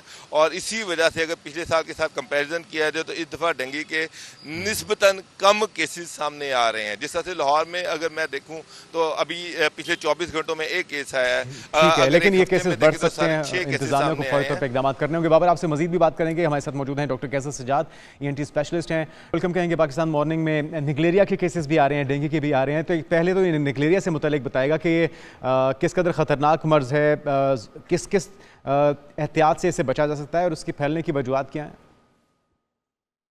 बिस्मिल्लाहिर्रहमानिर्रहीम। देखिए, निगलेरिया जो है ये एक जरसूमा है जो कि वायरस नहीं है। इसको बार बार लोग वायरस कहते हैं, ये वायरस नहीं है। अच्छा। ये पैरासाइट्स है, ये पैरासाइट्स है और अमीबा की एक शक्ल है। और ये एक जो माइक्रोबायोलॉजिस्ट हैं वो अच्छी तरह से इस पे उनका काम है, वो बताते हैं इसके ऊपर। लेकिन जो आम आदमी की समझने की बात ये है कि ये आपके जो पानी हमारा जो आता है घरों में या आप टैंकर के जरिए आता है, उसमें चांसेस होते हैं कि निगलेरिया के जरासीम हो। ठीक है। अब निगलेरिया का जो जरासीम है ये पैरासाइट खाने के जिस्म में नहीं जाता। ये किसी ऐसे आप पानी पी रहे हैं तो उसमें चला जाए, नहीं। ये एक्चुअली नाक की जो झिल्ली है हमारी, उसके जरिए ही जाएगा। आपकी जिल्द पे लगेगा या कहीं पे या होंठ पे, ये नहीं जाता। झिल्ली, नाक की झिल्ली से ही ये आपके डॉक्टर साहब, इसका पानी की टंकी में होने की क्या वजूहात हो सकती हैं? क्योंकि हर शहरी ने टंकी का पानी इस्तेमाल करना है, वजू करना है, नमाज पढ़नी है, तो ये तो फिर बड़े आम तरीका है इसका, बड़ी आसानी से ये किसी के दिमाग में दाखिल हो सकता है। वजह क्या है इसकी पानी में आने की? देखिए, मैं फिर कह रहा हूँ कि ये जो एक पैरासाइट से गंदगी होती है, ये प्रॉपर तरीके से क्लोरीनेटेड नहीं होता है। ये जरासीम क्लोरीन से मर जाता है, तो प्रॉपर क्लोरीनेटेड नहीं होता है। तो इसको जहाँ भी वो पानी सप्लाई होगा, चाहे वो अंडरग्राउंड टैंक हो या ओवरहेड टैंक हो, उसमें जाता है। तो इसमें होता क्या है कि ये नाक के जरिए सीधा नाक से ऊपर का जो हिस्सा होता है दिमाग का, फ्रंटल लोब कहते हैं इसको, ये वहाँ जाता है। अच्छा डॉक्टर साहब, क्या कोई खास मौसम है, कोई खास महीना है जिसमें इसकी ग्रोथ बढ़ जाती है? सच कोई ऐसा महीना नहीं है। हाँ, ये जरूर है कि हमने देखा है कि ये बहुत ज्यादा गर्मी होती है या बारिशों का मौसम है तो उसमें चांसेस ज्यादा हो सकते हैं, लेकिन ये किसी वक्त भी हो सकता है। इसमें कोई अच्छा, इसकी अलामात फिर क्या होंगी डॉक्टर साहब? किस तरह से पता चलेगा और संभलने के लिए कितना वक्त होता है पेशेंट के पास? बिल्कुल, ये बहुत इम्पोर्टेंट सवाल है और इससे ज्यादा इम्पोर्टेंट सवाल है कि लोगों को क्या करना चाहिए और सरकार को क्या करना चाहिए। तो पहले आपका सवाल का मैं जवाब देता हूँ कि इसके अंदर जो है सबसे इम्पोर्टेंट चीज है कि नॉर्मल बुखार होता है और कभी कभार बहुत तेज बुखार होता है। सर में शदीद दर्द होता है। इसकी अलामात ऐसे हैं जो कि हमारे यहाँ बहुत ज्यादा मिसलीड हो जाता है और लोग हमारे यहाँ चूंकि सेल्फ मेडिकेशन ज्यादा करते हैं, तो सेल्फ मेडिकेशन से वो लोग ज्यादा मुश्किल में आते हैं। तो अगर किसी को सर का दर्द ज्यादा है, अगर वो नॉर्मल कोई पैरासीटामोल जिस तरह की चीजें खाते रहते हैं लोग, अगर सेटल नहीं होता है तो फौरी तौर पे क्वालिफाइड डॉक्टर जो स्पेशलिस्ट होते हैं उन्हीं को दिखाएं। अगर ये फौरी तौर पे पता लग गया तो ये बचाया जा सकता है। लेकिन अगर ये अमीबा दिमाग के अंदर, ये कहलाता है ब्रेन ईटिंग अमीबा, यानी कि ये दिमाग खाने वाला कीड़ा होता है। तो जब ये दिमाग का कीड़ा दिमाग के का जो ज्यादातर मटेरियल खा लेता है, फिर इस इंसान का बचना मुश्किल होता है। और इसकी अलामत ये होती है कि वो फिर ड्रॉजी होना शुरू हो जाता है, हर जगह सो रहा होगा और फिर कोमा में चला जाएगा, बेहोश हो जाएगा। इसका मतलब है कि कोई वैक्सीन है, तरीका इलाज क्या है डॉक्टर साहब इससे बचने का? और सभी मरीज सरवाइव कर जाते हैं या फिर इसमें मरने के चांसेस किन मरीजों में ज्यादा होते हैं? देखिए, शुरू में जैसे मैंने कहा कि अगर कोई शख्स अपने आप को सेल्फ मेडिकेशन नहीं करता या क्वेकरी से या मेडिकल स्टोर से जाके दवा नहीं खरीदता, तो फौरी तौर पर अगर किसी क्वालिफाइड डॉक्टर को दिखाता है तो उसके बचने के या उसकी कॉम्प्लिकेशंस के बहुत कम चांसेस होते हैं। लेकिन अगर कॉम्प्लिकेशन के आपने कहा चांसेस कम होते हैं, अगर उसे पता चल जाता है वो डॉक्टर के पास चला जाता है, डॉक्टर उसके बाद क्या ट्रीटमेंट देते हैं जब डॉक्टर के पास जाया जाता है? देखें, इसका यूजुअली न्यूरो सर्जन या न्यूरोलॉजिस्ट जो है उसकी ट्रीटमेंट करते हैं तो वो ठीक हो जाता है। ये न्यूरो सर्जन और न्यूरोलॉजिस्ट करते हैं, दिमाग के डॉक्टर्स जो हैं वो इसमें कोई दिमाग के स्कैन वगैरह भी किए जाते हैं? अगर आपको पेन ज्यादा हो रही है, आप इस कंप्लेन के साथ गए हैं, बुखार है आपको, और आपके दिमाग के कोई स्कैन वगैरह किए जाते हैं जिससे पता चल जाता है कि ये जरासीम आपके दिमाग के अंदर एंटर हो चुका है? शुरू में हाँ, इसीलिए मैं कह रहा हूँ कि वो जैसे ही डॉक्टर के पास जाएंगे दिमाग के, वो स्कैन करेंगे या MRI करेंगे तो उससे ये पता चल जाता है कि ये तो दिमाग खाया जा रहा है।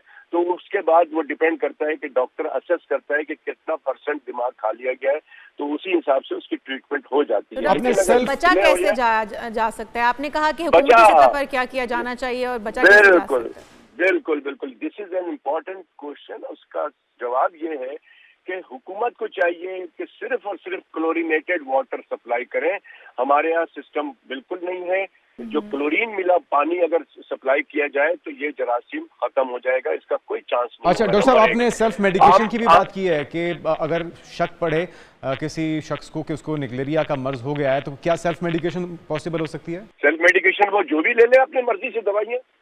सेल्फ मेडिकेशन का तो कोई है ही नहीं ना। सेल्फ मेडिकेशन मैं हमेशा मना करता हूं कि अगर आप रात में किसी को सर का दर्द अच्छा, हो रहा है, आप मना कर रहे हैं कि सेल्फ मेडिकेशन नहीं करनी चाहिए, फौरी डॉक्टर से राब्ता करें?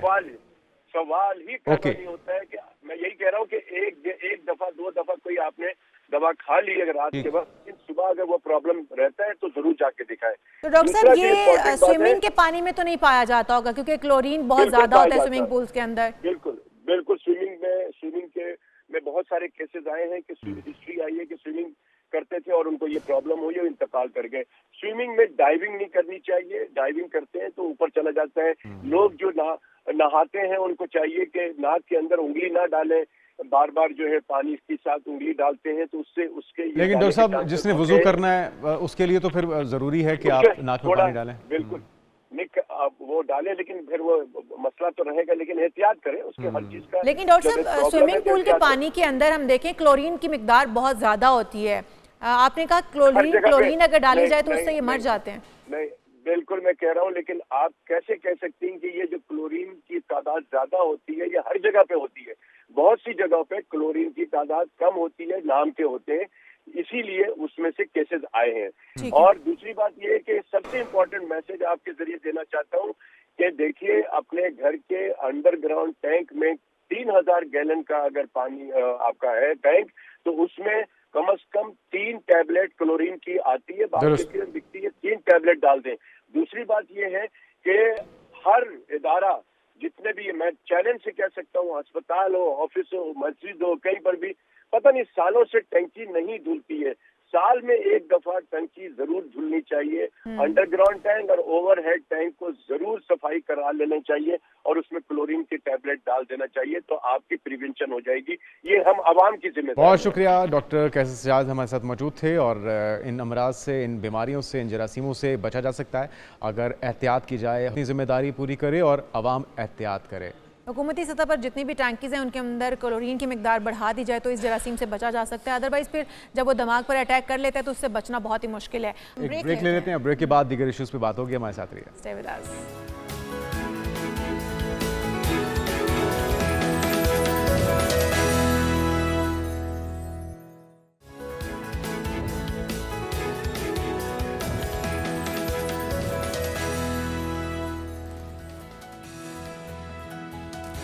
प्रोग्राम में एक बार फिर से आपको खुशामदीद कहेंगे। तो आज जो हम टॉपिक लेकर आए हैं बहुत ही इंपॉर्टेंट है। हर कोई अपने आप को मासूम समझता है, इनोसेंट समझता है, भोला समझता है, लेकिन रियलिटी क्या है, हकीकत क्या है? क्या मर्द मासूम ज़्यादा हैं या ख़वातीन मासूम ज़्यादा हैं, इनोसेंट ज़्यादा हैं? कौन चालाक कौन है ज़्यादा? हाँ, इसमें मेरे ख्याल में एक ऐसी बहस है जो कि ख़त्म तो कभी भी नहीं हो सकती जब तक मर्द मौजूद हैं दुनिया में और ख़वातीन मौजूद हैं। सभी इसी कोशिश में लगे रहते हैं इस बात को मनवाने में कि वो ज़्यादा मासूम है या वो ज़्यादा मज़लूम है, उनके साथ जुल्म हो गया, ज़्यादती हो गई। लेकिन ये एक ऐसी डिबेट है जिसमें मेरे ख्याल में आपस में हम गुफ्तगू करते रहेंगे तो कोई हल नहीं निकलेगा। तो हम डॉक्टर साहब की राय लेते हैं। डॉक्टर आरिफ सिद्दीकी साहब, आपको वेलकम कहेंगे, मोटिवेशनल स्पीकर भी हैं। लेकिन अब हम कोशिश तो ये करेंगे कि आपका जो भी राय हो वो मेरिट पे मबनी हो, ताकि कोई नाराज ना हो जाए उससे। तो उसके लिए आपको साबित करना पड़ेगा, आजमाइश आपकी है। मेरिट पर तो नाराज होते हैं। आप कहें कि या तो कहते हैं कि समझौता सा करके कर लें, एक के हक में बात करेंगे, फिर नाराजगी का हमें खतरा मोल लेना पड़ेगा। लेकिन आपके पास क्योंकि फैक्ट्स होंगे ना, आप बताएं, आप दलील के साथ ये साबित करें कि कौन आजकल मासूम है और कौन।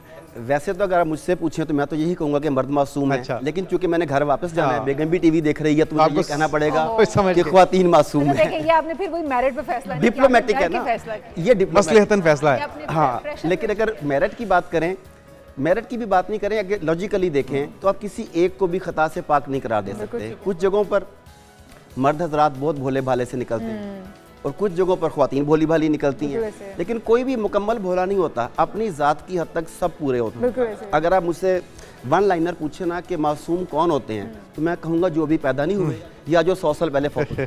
ठीक है।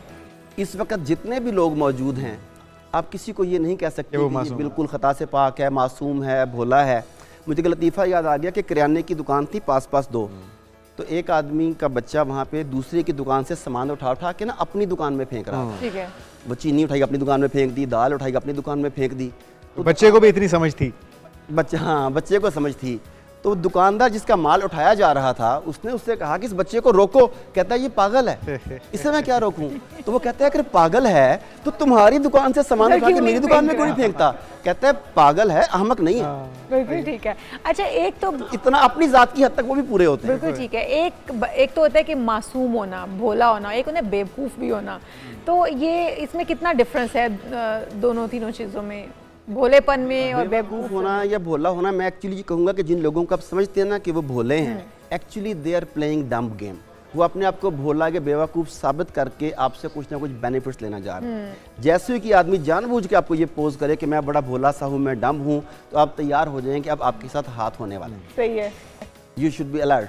अच्छा, मर्द हज़रात ये कहते हैं कि वो बहुत मुतासिर हैं अपनी बीवियों से, घर में ख़वातीन से, और वो तो उनकी कहते भी सच हैं। हाँ, ये अब जुनेद कह रहे हैं तो मैं मान लेती हूँ, लेकिन वो लोग इतने सताए हुए क्यों होते हैं? कहीं ना कहीं तो उनकी भी गलती रही होगी, कुछ ना कुछ तो वो भी करते होंगे जो का रिएक्शन आता हो। मुतासर होने का सिर्फ ये मतलब क्यों आप ले रही हैं कि वो उनके मजलूमी की हद तक मुतासर हैं? ये भी तो हो सकता है कि उनकी क्वालिटीज से मुतासर हैं, उनकी अच्छाइयों से मुतासर हैं, उनकी कम्युनिकेशन जिस तरह का वो रोना रो रहे होते हैं ना, वो पॉजिटिव मुतासरीन, वो पॉजिटिविटी में मुतासिर नहीं होते। उसकी कुछ वजूहात हैं। मिसाल के तौर पर एक मिसाल देता हूँ आपको। आप पार्लर जाती हैं, किस लिए जाती हैं?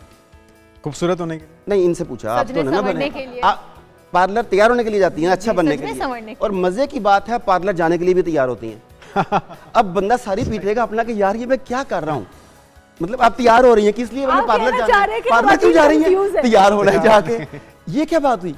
ठीक है, मतलब बिना तैयारी के सैलून जाना चाहिए, क्योंकि वहाँ से तो आपने सज समर के वापस ही आना है।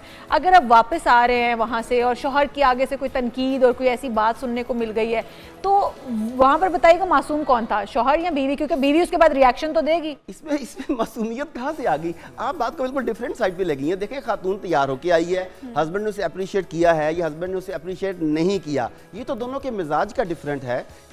इसमें ये तो नहीं कहा जा सकता कि वो मासूम है तो उसने तारीफ नहीं की, या वो चालाक है तो उसने तारीफ कर दी। अच्छा, कहा जाता है खवातीन की ना जुबान पे बहुत बात होती है कि उनकी जुबान बहुत तेज है या वो बहुत चलाती है या व्हाटएवर। मर्द हज़रात, आप नहीं समझते कि मर्द हज़रात मीसने होके काम कर लेते हैं? पहली बात ये है जुनैद, मैं करेक्शन करना चाहूँगा कि जिसने भी आपसे कहा है कि ख्वातीन की जुबान लंबी होती है, ख्वातीन की जुबान तेज होती है, मैं इसे एग्री नहीं करता। ठीक है, आपने घर जाना है। नहीं, मेरी बात तो पूरी सुना कर। ख्वातीन की जुबान बहुत तेज नहीं होती। ख्वातीन की जुबान बहुत सही, इन्होंने घर नहीं जाना आज।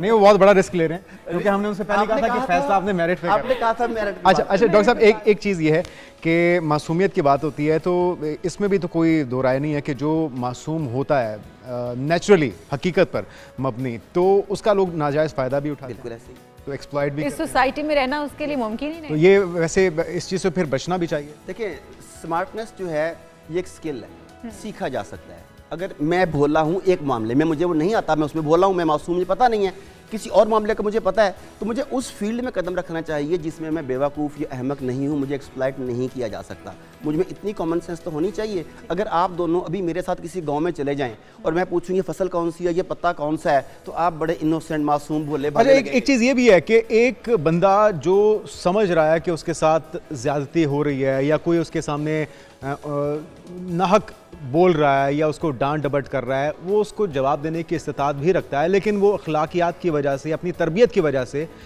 उसको उस तरह से रिस्पॉन्ड नहीं करता। लेकिन आम तासुर ये फैल जाता है कि जी ये तो डरपोक है या इसको जवाब देना नहीं आता। तो इस सिचुएशन में क्या?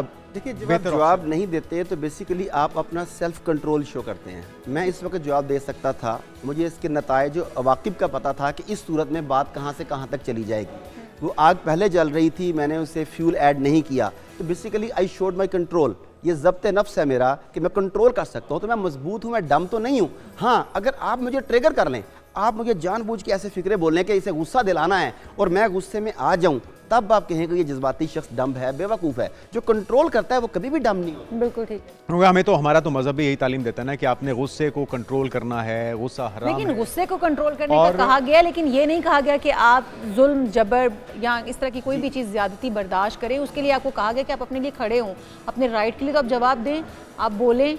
मतलब इसमें तो ये बिल्कुल दो राय नहीं है कि अगर कोई गलत आप नबी पाक का ये भी तो फरमान है, उनका हदीस भी है कि अगर तुम बदला लेने की इस्तात रखते हो और ना लो, तो फिर जो उसका अजर है वो उससे कई गुना ज़्यादा है। ये इसका मफहूम है। देखिए, कुछ चीज़ें ऐसी हैं जिन पे आप कंप्रोमाइज़ कर सकते हैं।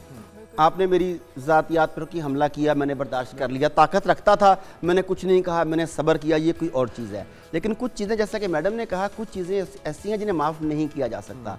अगर उस वक्त राइट टाइम पे शटअप कॉल ना दी जाए तो अगली दफ़ा उसके ज़्यादा कॉन्सिक्वेंस, उसकी हौसला अफजाई शिद्दत के साथ आपको फेस करने पड़ेंगे। तो ये आपकी अपनी कॉमन सेंस आपको बताती है कि किस मौके पर कैसे रिस्पॉन्ड करना है, और ये चीज़ सीखी जा सकती है। जिस तरह बच्चों को डिफरेंट चीज़ें सिखाते हैं, साइकिल चलाना सिखाते हैं, गाड़ी चलाना सिखाते हैं, उन्हें खुद पे कंट्रोल करना, स्वॉट एनालिसिस करना, गुफ्तगू का फन सिखाना, कहाँ चुप रहना है, कहाँ बोलना है। तो ये जो पैमाना है, इसका इंतखाब कैसे किया जाए, इसके लिए कोई ट्रेनिंग होगी? क्योंकि हमने तो, मैं फिर बार बार हमारे लिए जो आइडियल शख्सियत हैं वो नबी पाक की हस्ती है। वो कहते हैं कि अगर गुस्सा आए, आप बैठे हुए हों तो आप खड़े हो जाएं, खड़े हुए हो तो बैठ जाएं, लेट जाएं, पानी बैठे हुए हो तो लेट जाएं। तो मतलब ये सारी प्रैक्टिस है ताकि वो जो आपका एक फेज़ है गुस्से का या एक्सट्रीम का, जिसमें आप गलत कोई फैसला ले सकते हैं, तो उससे इसे आप देखिए कि अगर आज की जदीद साइकोलॉजी में देखें तो जो अपने सैयदना रसूल करीम सल्लल्लाहु अलैहि वसल्लम की हदीस अभी इरशाद की है, वो आज की साइकोलॉजी में कहते हैं change your physiology and change your psychology.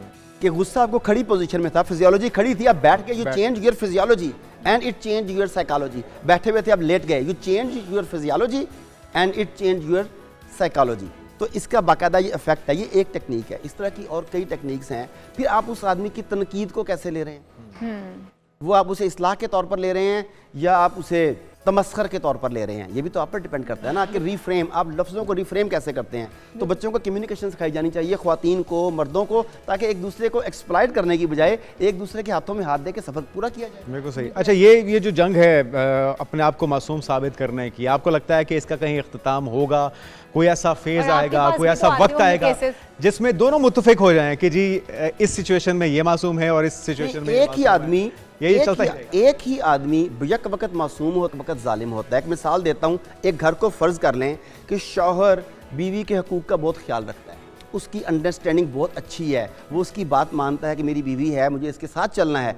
अब तो वो उसको, ऐसे लोग माशरे में कहते हैं ये जोरुआ गुलाम है, ये नीचे लगा। उसके माशरे को छोड़ दें, उसकी बहन और उसकी माँ कहती है मेरे भोले भाले बेटे को इसने काबू में कर लिया। अब उनके नजदीक वो भोला भाला टाइम पे वो मजलूम भी है। यस, और अब चेंज कर लें कि वो जो लड़का है वो माँ की बात बहुत मानता है, बहन की बात बहुत मानता है, उनकी इज्जत करता माँ का है। यही अब शिकवा बेगम कहेगी कि मेरा मासूम भोला भाला शौहर जो है ना, ये देखो माँ और बहन के चुंगल में फंसा हुआ है। फैसले अगर खुद बात नहीं कर नहीं सकता। मानता तो वो जालिम है। तो एक आदमी बेशक वक्त दोनों रोल प्ले कर रहा होता है। मुझे आपके जज्बात का, आपकी सिचुएशन का अंदाजा है, but we have to face it. बिल्कुल ठीक है, हाँ, बिल्कुल ठीक है। वही यानी कि समझ फिर गए हैं। डॉक्टर साहब की बातों से भी आप लग जो रहा है अपनी तकलीफ बयान कर रहे थे ना, वो ये समझ इस गए। डिस्कशन का कोई हल नहीं है, कोई एंड नहीं है और ये चलता है। हमें मासूम साबित करने की जरूरत क्यों? जरूरत क्यों है? देखिए, मैं मैन ऑफ प्रिंसिपल हूँ, आप मासूम हैं या नहीं, हमें फैसला मेरिट पे करना है, हमें काम करना है, काम करें। चलें, ये मेरिट पे जो फैसला है ये आवाम के ऊपर जी। छोड़ते हैं कि आपको क्या लगता है कि कौन मासूम है, क्योंकि खवातीन कैसी मासूम हैं या ये फिर खत्म होने मर्द वाली हजरात मासूम हैं। बहरहाल ये डिबेट बहुत लंबी है, ये ख़त्म होने वाली नहीं है। जब तक, जिस तरह जुनेद ने कहा कि खवातीन और मर्द मौजूद हैं, तब तक ये सवाल इसी तरह से डॉक्टर पूछा साहब, आप जाता तशरीफ रहेगा। लाएं। हम यहाँ पर आपका बहुत शुक्रिया। मैं अप्लाई एक ब्रेक लेते हैं, ब्रेक के बाद बहुत इस चीज़ पे शुक्रिया बात होगी। Stay with us.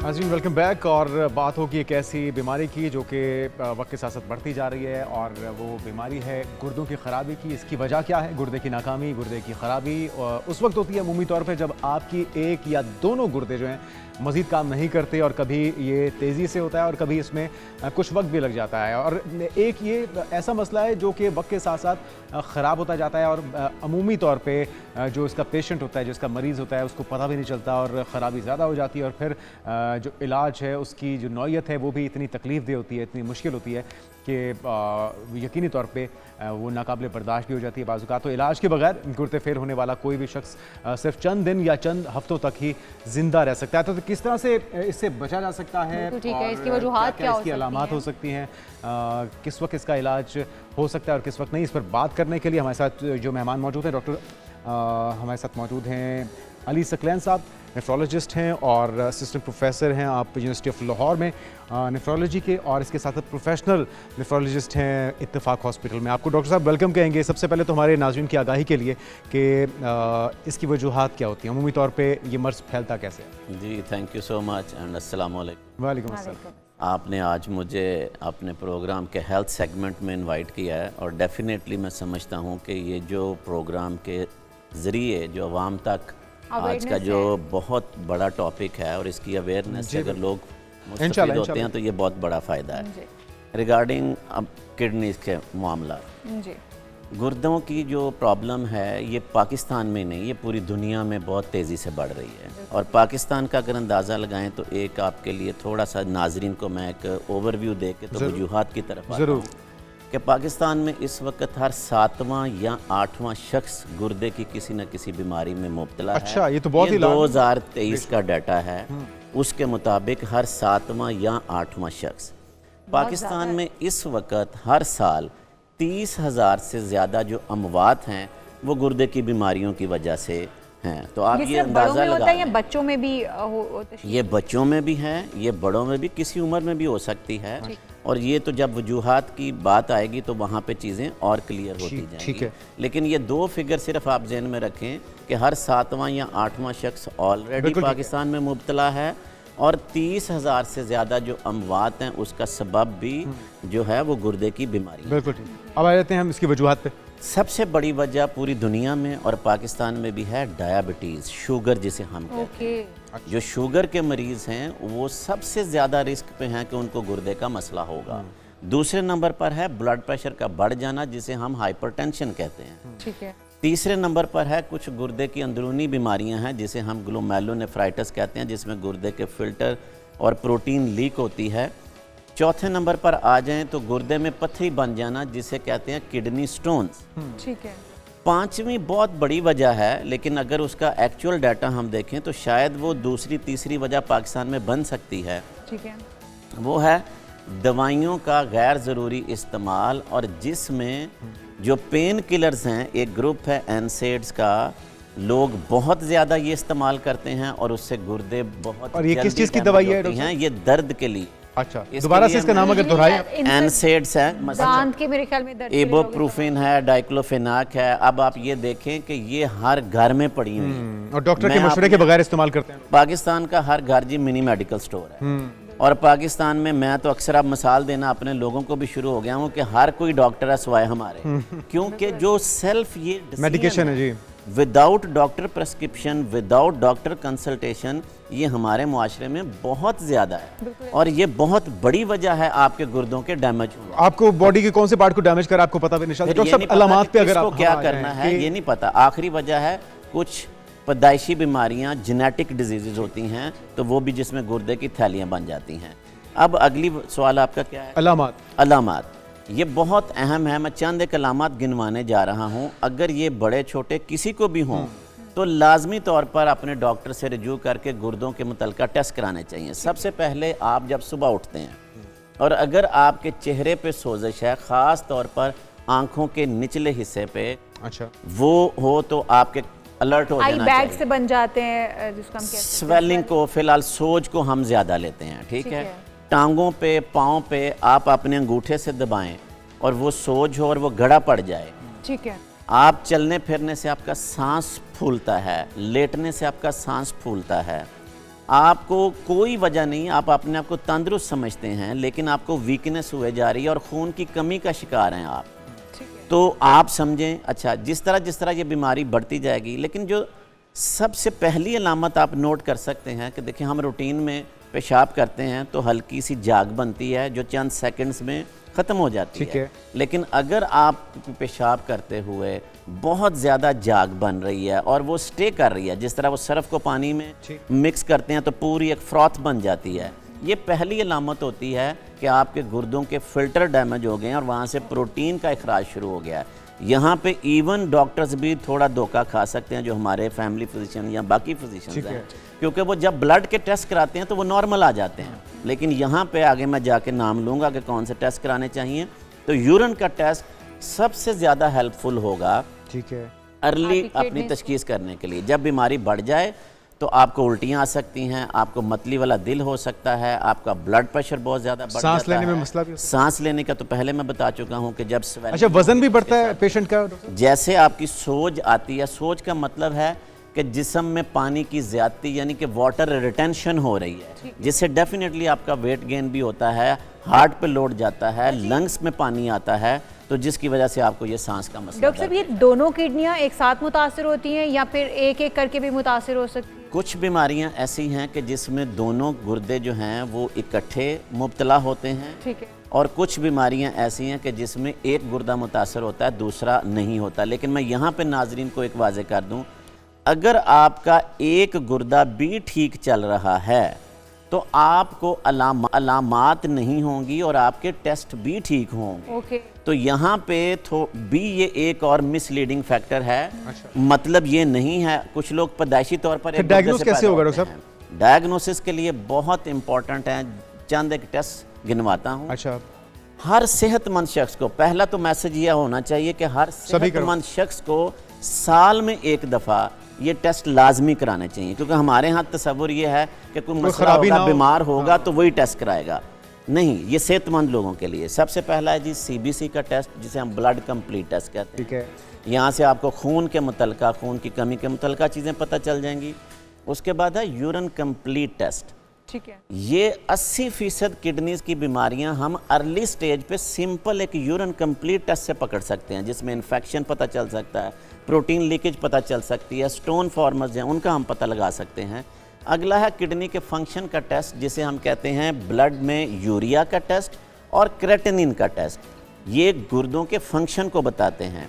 एक हमने अल्ट्रासाउंड कराना है, जिसमें हमें गुर्दे की शक्ल सूरत, पत्थरियाँ, कोई खुदा न खास्ता रसौली या कोई ऐसी चीज़ें हैं वो वहाँ से मालूम पड़ेंगी। अब आप ये देखें कि ये मैंने 4 चीज़ें गिनवाई हैं जो साल में अगर एक दफ़ा करा ली जाएं और हर सेहतमंद शख्स खुद से अगर मालूम करना शुरू कर दे कि मुझे कोई मसला तो नहीं, तो पाकिस्तान में जो मैंने बर्डन बताया है हर 7वें 8वें शख्स का, इसको सिर्फ हम सेल्फ स्क्रीनिंग से ही कम कर सकते हैं, क्योंकि अर्ली डिटेक्शन हो जाएगी और अर्ली फौरी इलाज डॉक्टर साहब ये तो तशखीस हो गई कि हम पहले ही आपने ख़त्म हो जाने से पहले हम उस तक पहुंच जाएंगे, बट एक चीज़ है कि हम इससे बच कैसे सकते हैं, हमारे गुर्दों के ऊपर ये असरअंदाज ना हो, कोई ऐसी ड्रिंक्स हम लेते हैं, फ्रेजर ड्रिंक्स जैसे हम बहुत लाइफस्टाइल या बाहर के हमारा लाइफस्टाइल ऐसा है, हमारे फूड्स ऐसे हैं, किस चीज़ से हम बच सकते हैं इस चीज़? बहुत इम्पॉर्टेंट आपने पॉइंट उठाया है और मैं तकरीब यहाँ पे 7-8 चीज़ें गिनवा देता हूँ।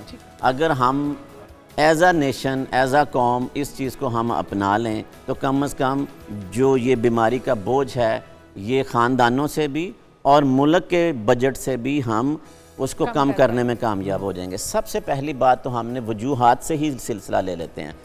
अगर आपको डायबिटीज़ है तो उसका अच्छा कंट्रोल रखना पहला टिप है कि आपके गुर्दे बचे रहें। अगर शुगर कंट्रोल नहीं है तो किडनी डिजीज़ आप नहीं बच सकते।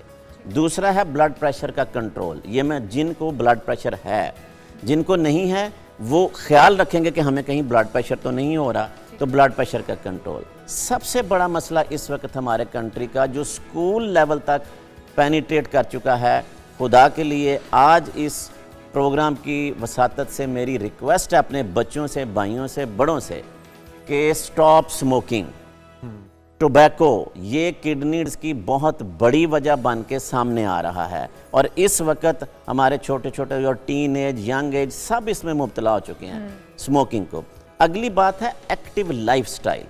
हम में से बशमूल मेरे शायद हम सारे के सारे वॉक एक्सरसाइज से दूर होते जा रहे हैं, भागते जा रहे हैं। हमारी बॉडी का जो मेटाबॉलिज्म, बॉडी को जो फिजिकल एक्टिविटी चाहिए, जब वो नहीं है तो बहुत सारे ऑर्गन आपके मुतासर हो रहे हैं। अगली बात है बैलेंस्ड डाइट।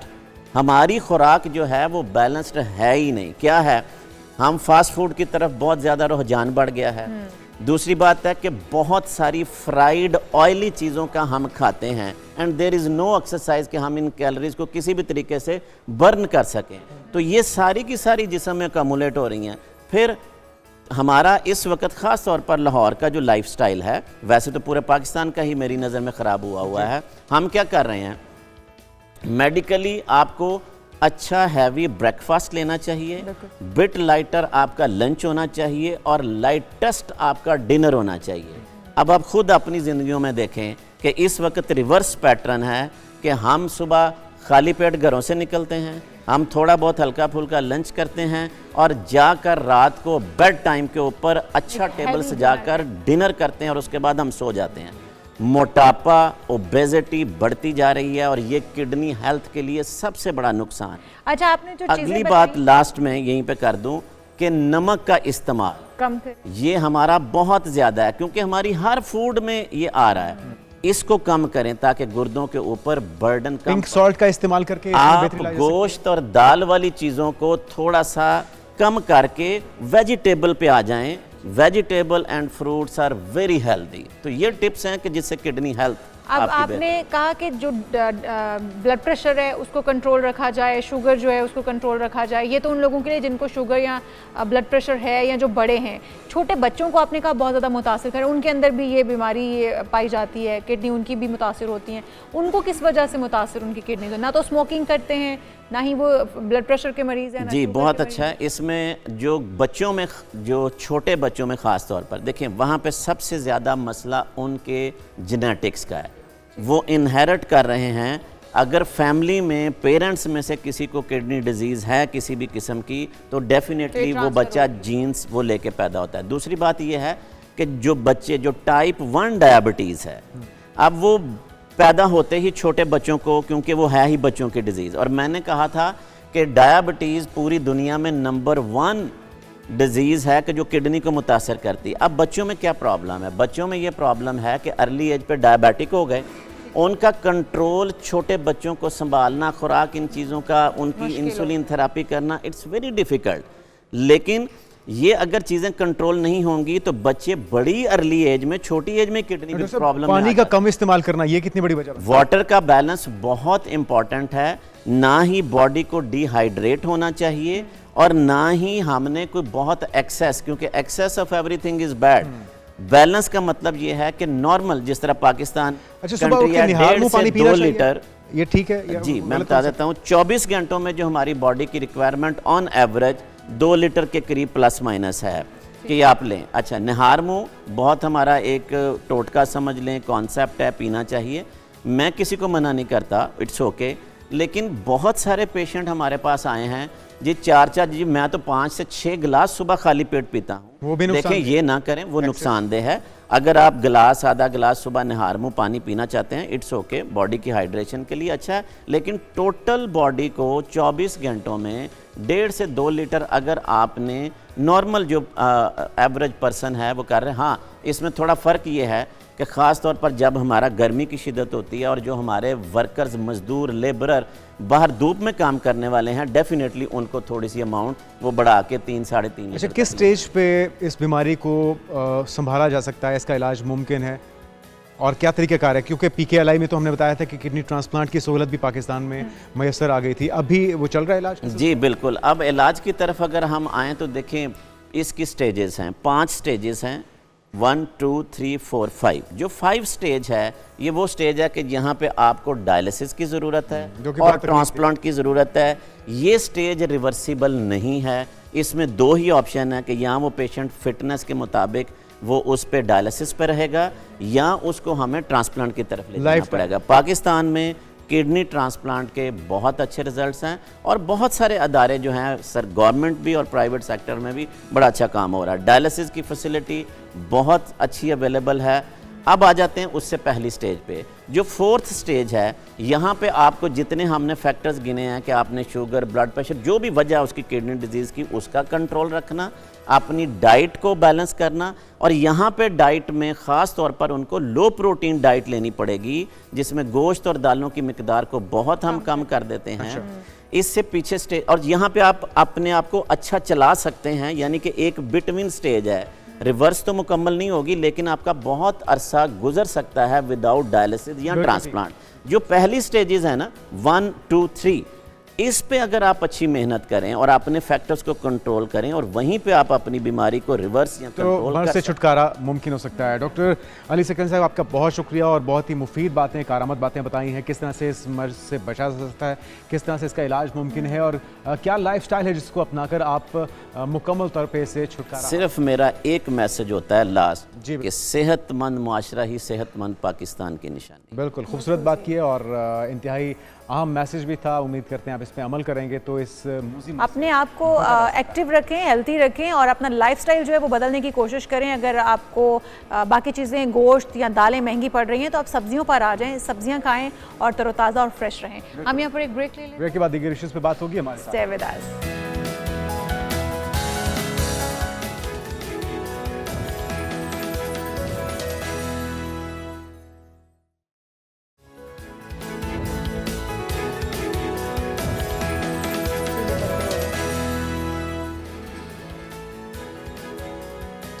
नाज़रीन, वेलकम बैक। और अब बात हो जाए नाज़रीन उस इशू की, नेटफ्लिक्स पर दिखाई जाने वाली इंडियन मूवी है द गोट लाइफ। बहुत ज़्यादा पजीराई मिली और इस कहानी के अंदर सऊदी अरब में हंगामा बरपा है और इसमें बुनियादी तौर पर सऊदी अरब में कफालत के निज़ाम पर तनकीद की गई है और वाज़ेह है कि केरला की मलयालम फिल्म इंडस्ट्री की जानिब से बनाई जाने वाली जो दीगर फिल्में हैं उसमें भी इसको हाईलाइट किया गया। एक तरफ उनके जो इंडियन फिल्म मेकर इंडस्ट्री है, फिल्म मेकिंग, उनका ये कहना भी है कि ये फिल्म अपनी सकाफत को अच्छा करके पेश करते हैं और दूसरों की सकाफत को आप नीचे दिखाते हैं। उन्होंने कहा कि ये फिल्म असली कहानी पर मबनी है और इसमें हकीकत दिखाई गई है।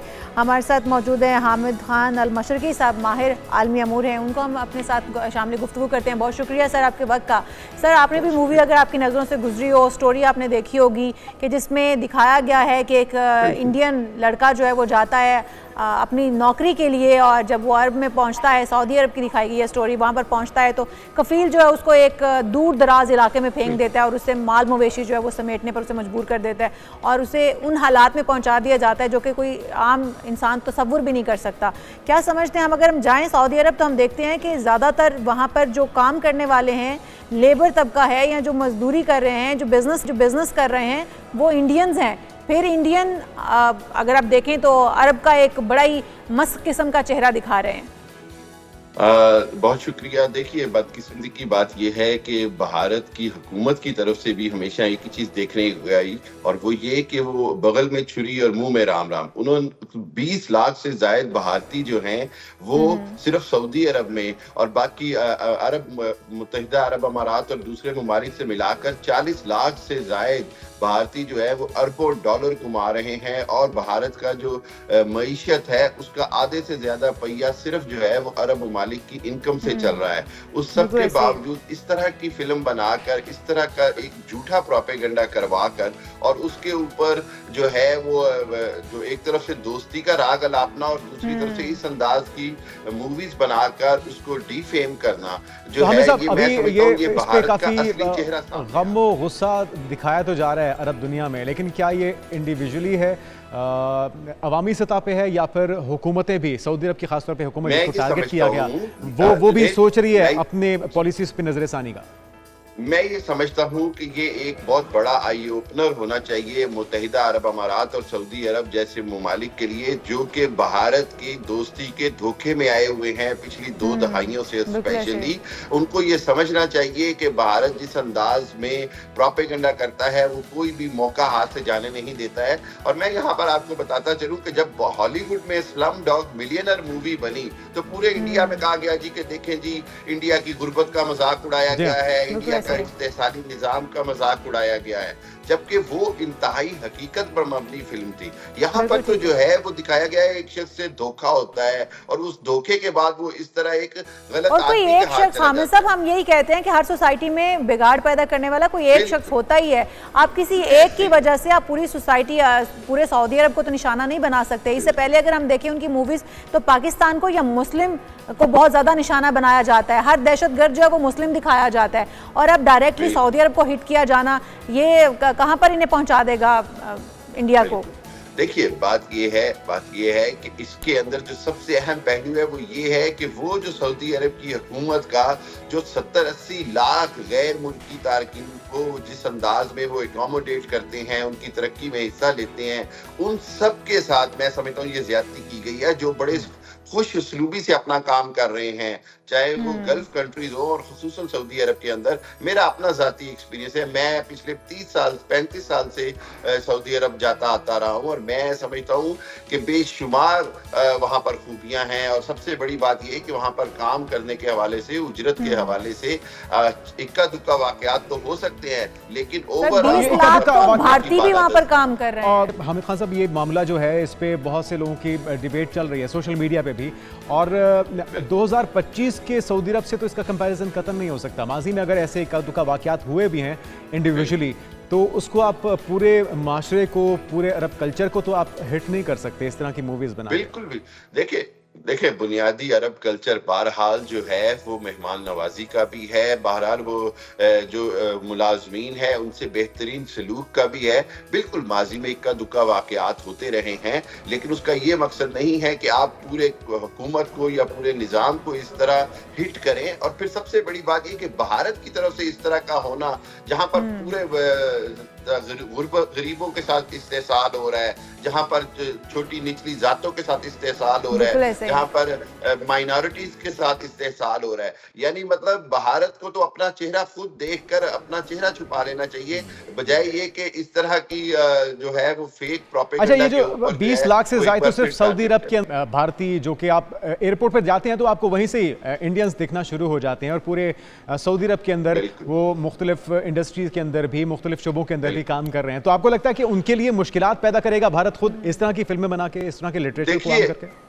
मैं मुश्किलात की बात नहीं करता, मैं तो ये समझता हूँ कि खुद सऊदी हुकूमत को बड़े सालों से मैं कहता हूँ कि उनको खुद देखभाल कर जो है वो भारत से ताल्लुकात करने चाहिए। और अगर जहाँ तक लेबर या अफरादी कुव्वत का मामला है तो पाकिस्तान, बांग्लादेश और बहुत मुसलमान ममालिक से ज्यादा लेबर लेनी चाहिए, क्योंकि बहैसियत मुसलमान मैं समझता हूँ कि एक मुसलमान मुल्क को सपोर्ट करना जो है वो ज्यादा बेहतर है। और दूसरी जानिब भारत का ये जो रवैया है ये कोई नया नहीं है, सिर्फ ये कि मैं इस इसको बार बार कहता हूँ कि ये सऊदी अरब और दूसरे ममालिक की आंखें खोलने के लिए काफी होना चाहिए कि किसी भी हालत में भारत की दोस्ती पर एतबार ना किया जाए। भारत जो है वो मुसलमानों को पूरी दुनिया में कमजोर करने का कोई भी बहाना हाथ से जाने नहीं देता है। मुसलमानों के लिए बदनामी को बदनाम करने के लिए, मुसलमानों को कमजोर करने के लिए आपने अपनी बात की हमें साहब कि ये आई ओपनर होना चाहिए, आपको लगता है कि ये आई ओपनर होगा? और कितना गम और गुस्सा इस वक्त आप महसूस कर रहे हैं अरब दुनिया में इस तरह की मूवीज के बाद? देखिए, जिस तरह अभी आपने एक बात कही कि अवामी सतह पर तो बहुत गम गुस्सा है, और आपने देखा कि सऊदी बहुत सारे अपने जो वर्कर्स हैं उनके साथ वीडियोस और तस्वीर बनाकर शेयर कर रहे हैं कि ये हमारा अंदाज है वजाहत देने की कोशिश कर रहे हैं मिलकर बैठने का। अब ये देखना होगा कि हुकूमती सतह के ऊपर हुकूमत जो है, खुसूसन मोहम्मद बिन सलमान जो हैं, वो अवामी नब्ज के ऊपर बड़ा हाथ रखते हैं, अवामी राय का बड़ा एहतराम करते हैं। तो देखना होगा कि मोहम्मद बिन सलमान खुद किस तरह का एक्शन लेते हैं। क्या वो बाज़ाब्ता एहतजाज करते हैं भारतीय हुकूमत से या नहीं? क्या वो भारतीय जो वहां पर 20 लाख से जायद काम कर रहे हैं उनके ऊपर कोई कोटा सिस्टम या कोई लिमिटेशन लगाते हैं या नहीं? और सबसे बढ़कर ये कि वो जो मोदी के साथ कोई मोहब्बत की पींगे बढ़ाने की कोशिश की जाती है, उसके अंदर खुद सऊदी हुकूमत को एहतियात करनी होगी और उसको ये समझना होगा कि ये जो दिखावे की दोस्ती है, दरअसल ये मुस्लिम दुश्मनी के है और मुसलमानों के लिए और खुद सऊदी अरब के लिए बहुत खतरनाक है। ये तो वाज़ह तौर पर मुस्लिम दुश्मनी है। हामिद खान अल मशरिकी साहब हमारे साथ मौजूद है। बहुत शुक्रिया सर आपके वक्त का। और जिस तरह से हम बात कर रहे हैं कि इससे पहले भी इस तरह की मूवीज़ बनाई जाती रही हैं, मुसलमानों को हिट किया जाता रहा है, लेकिन ये पहली बार ऐसा हुआ है कि किसी अरब कंट्री को और स्पेशली सऊदी अरब को, जहाँ पर उनके अपने 20 लाख से ज़ायद लोग काम कर रहे हैं और एक अच्छा इमेज जो है वो वहाँ पर उन्हें एक अच्छा तासुर दिया जाता है, लेकिन उसके बावजूद इस तरह की कहानी इसके ऊपर मूवी बनना तशवीशनाक है। और सऊदी अरब हुकूमत जो है वो क्या करती है, दोस्त दुश्मन की पहचान करनी होगी और सही अपने साथी का इंतखाब करना होगा। और ये जो तासुब है इंडिया का, अब ये खुलकर सामने आ चुका है। तो नाज़रीन, आज के पाकिस्तान मॉर्निंग से फिल वक्त इतना ही। आपसे मुलाकात होगी कल। हमें दीजिए इजाज़त, तब तक के लिए अल्लाह हाफ़िज़।